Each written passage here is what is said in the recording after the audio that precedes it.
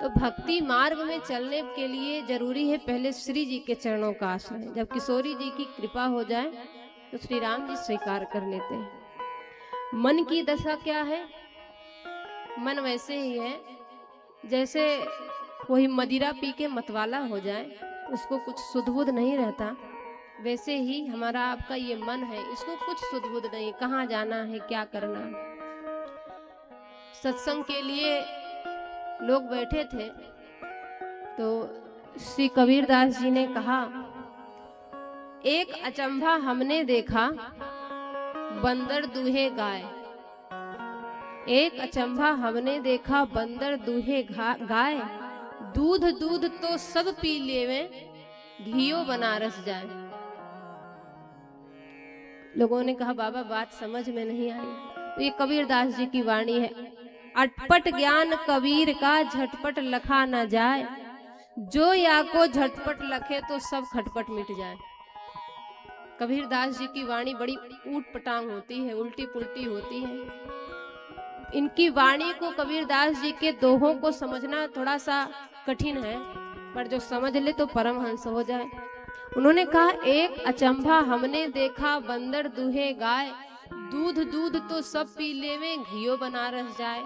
इसका क्या अर्थ है? तो कहा कि ये मन ही बंदर है, मन ही बंदर है, इंद्रियां ही गौ है, इंद्रियां ही गौ है।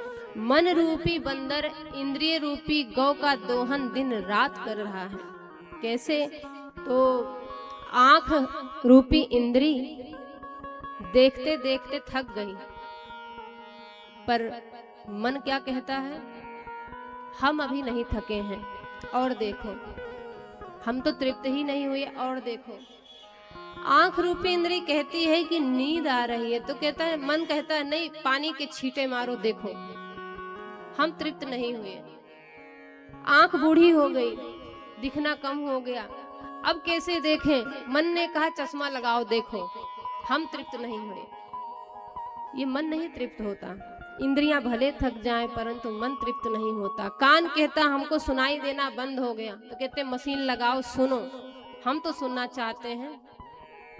दांत कहता है हम पीसते पीसते थक गए, परंतु अब हमसे और पीसा नहीं जाएगा, और ये रसना तृप्त होने का नाम नहीं लेती। मन ने कहा और पीसो, दांत भले कमजोर हो गए हैं, अब इसमें बत्ती लगाओ, खाओ, अभी हम तृप्त नहीं हुए। तो इंद्रियों का दोहन कौन कर रहा है? बोले मन कर रहा है। दिन रात ये मन अपनी मनमानी कर रहा है, तुम ऐसा करो, तुम वैसा करो, तुम चाहे कितना भी थक गए हो, परंतु अभी हम तृप्त नहीं हुए हैं, हम नहीं थके हैं। दूध दूध तो सब पी लेवे, और घियो बनारस जाए। यौवन की शक्ति को तो मन पी गया, और जब आया बुढ़ापा तो कहते हैं चलो काशी जी में मरेंगे तो मुक्ति हो जाएगी, तो घियो बनारस जाए। कहते चलो काशी में मरेंगे तो मुक्ति हो जाएगी। काशी में जाने की आवश्यकता नहीं है। यदि हम अभी सावधान हो जाएं, इंद्रियों को संयमित कर लें, अपनी प्रत्येक इंद्रियों का मुख भगवान की ओर मोड़ दे, तो हम आज ही मुक्त हैं, अभी अभी मुक्त हैं। मुक्ति के लिए भागने की आवश्यकता नहीं है, घर में रहकर के भी मुक्ति प्राप्त की जा सकती है, वन में जाने की आवश्यकता नहीं है।